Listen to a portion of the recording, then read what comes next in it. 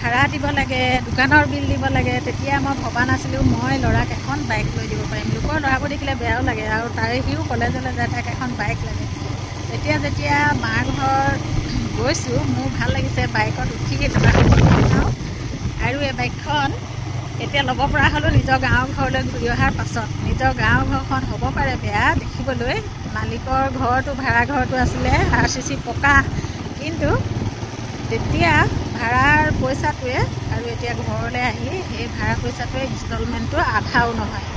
আৰু দোকানৰ বিলো ইমান দিব নালাগে, যিহেতু ঘৰৰ শাকে পাচলিয়ে পাওঁৱেই, চাউল ঘৰৰ পাওঁৱেই। তেতিয়াতো আছিলে চব কিনা, আৰু এতিয়া পইচা বহুত বাচি যায়। আৰু আমি আছোঁ এয়া মাৰ ঘৰলৈ গৈ আছোঁ।